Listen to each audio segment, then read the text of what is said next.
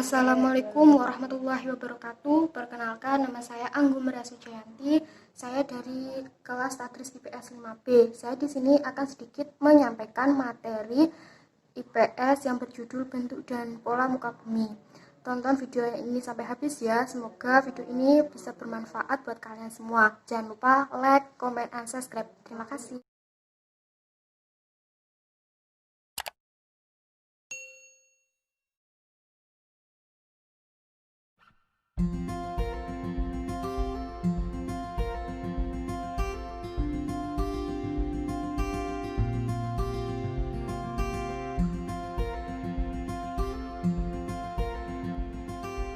Sedikit menjelaskan materi yang saya bahas. Yang pertama, pola dan bentuk permukaan bumi tersebut. Salah satu ciri khasnya ilmu geografi adalah kemampuan menggunakan peta sebagai sarana belajar. Hakikatnya peta adalah gambaran dari fenomena-fenomena yang ada di bumi, sehingga peta menjadi salah satu sumber informasi yang sangat baik.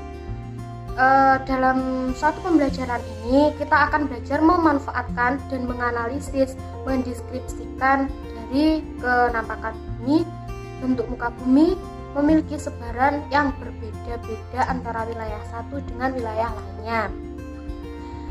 Selain itu pula dapat dikatakan bahwa kajian pola dalam bentuk muka bumi merupakan kajian tentang macam-macam bentuk muka bumi yang ada pada sebaran bentuk muka bumi tersebut. Pada peta yang umumnya kita dapat melihat warna-warna dan simbol yang dapat mewakili suatu kenampakan dari alam, yang sebenarnya pola bentuk-bentuk muka bumi merupakan peta yang dapat mengajikan sesuatu tentang ketinggalan tempat yang ada di muka bumi tersebut. Jadi materi saat ini sangat berguna bagi kita semua, sehingga kita dapat tahu kenampakan-kenampakan yang ada di muka bumi tersebut. Mari kita bahas materi yang pertama, yaitu adalah bentuk-bentuk muka bumi. Untuk mengetahui secara jelas mengenai bentuk-bentuk muka bumi dalam suatu peta, maka simbol peta sangatlah diperlukan. Simbol peta adalah gambar pengganti kenampakan-kenampakan di permukaan bumi yang diperlukan dalam suatu peta. Yang kedua adalah bentuk muka bumi beserta penjabaran penampakan melintangnya. Yang pertama adalah bentuk daratan, itu ada 10. Daratan rendah, dataran tinggi, dataran pantai, gunung, pegunungan, lembah, bukit, tanah depresi, rawa, peneteng. Yang pertama yang kita bahas adalah dataran rendah. Dataran rendah yaitu daratan yang tingginya di atas permukaan laut, lapisan tanah horizontal. Daratan rendah di Indonesia pada umumnya merupakan dataran rendah aluvial seperti lumpur, pasir, dan kerikil. Dataran rendah juga terbentuk dari endapan lahar dingin terdapat di kaki gunung berapi. Yang kedua adalah dataran tinggi, yaitu dataran yang terletak di antara gunung-gunung tinggi antara 2000 sampai 3000 meter di atas permukaan laut. Contohnya dataran tinggi antara lain di Pulau Jawa. Yang ketiga adalah dataran pantai, yaitu yang terletak pada perbatasan antara daratan dan lautan. Bentuk dataran di pantai melalui perubahan akibat sedimentasi atau daratan yang mengikiskan air laut atau abrasi. Yang keempat adalah gunung, yaitu bentuk permukaan bumi yang menonjolkan. Yang kelima adalah pegunungan, yang dirangkai dalam gunung-gunung yang mempunyai ketinggian yang berbeda-beda. Yang selanjutnya adalah lembah. Lembah yaitu satu daratan yang panjang dan diteliti oleh sebuah sungai. Yang ketujuh, bukit atau yang sejenisnya seperti pegunungan yang tingginya 200 sampai 300 meter di atas permukaan air laut. Yang selanjutnya adalah tanah depresi, yaitu suatu daratan yang permukaannya lebih rendah dari permukaan air laut.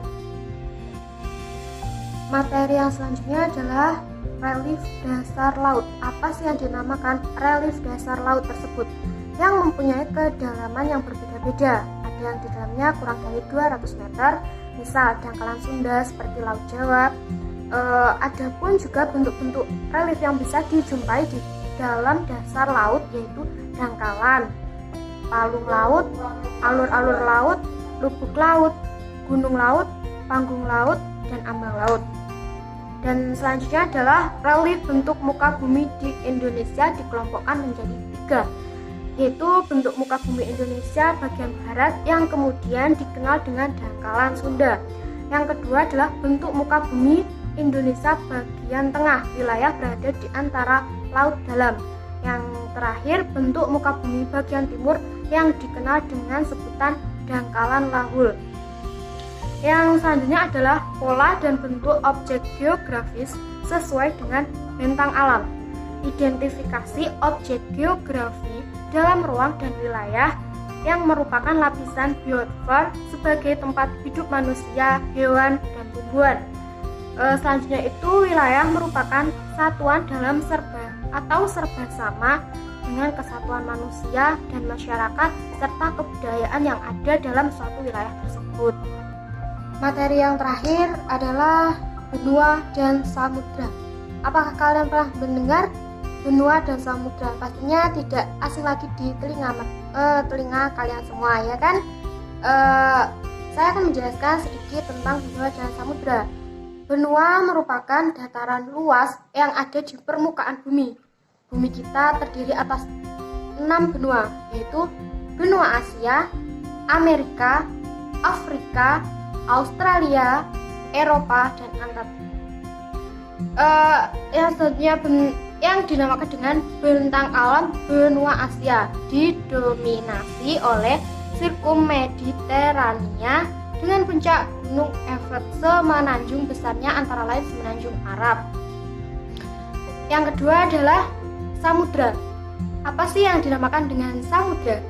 Samudra merupakan kawasan laut yang sangat luas. Di bumi kita terdapat beberapa samudra, yaitu ada 4: Samudra Pasifik, Samudra Atlantik, Samudra India, dan Samudra Atlantik. Yang pertama kita akan menjelaskan Samudra Pasifik. Samudra Pasifik yaitu samudra yang membentang dari pantai barat benua Afrika Utara dan Amerika Latin. Samudra Pasifik dibagi di bagian utara perbatasan dengan Laut Bering dan Laut Okhotsk. Yang kedua adalah Samudra Atlantik membentang dari pantai barat benua Eropa dan benua Afrika hingga timur benua Amerika Utara perbatasan dengan Laut Utara Inggris. Yang selanjutnya adalah Samudra Hindia. Di sebelah utara Samudra Hindia dibatasi oleh benua Asia, yaitu perbatasan dengan Laut Andaman, Laut Arab, Laut Merah, wilayah Kutub Selatan, dan juga bagian selatan dengan benua Afrika yang bagian barat.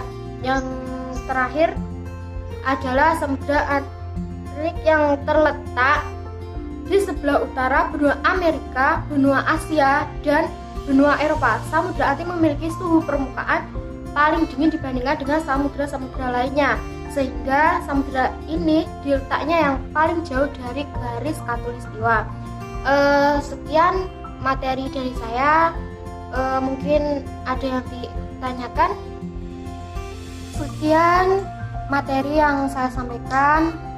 Semoga bermanfaat buat kalian semua, dan juga bila ada kesalahan dalam memaparkan materi atau menjelaskan materi, saya minta maaf yang sebesar-besarnya.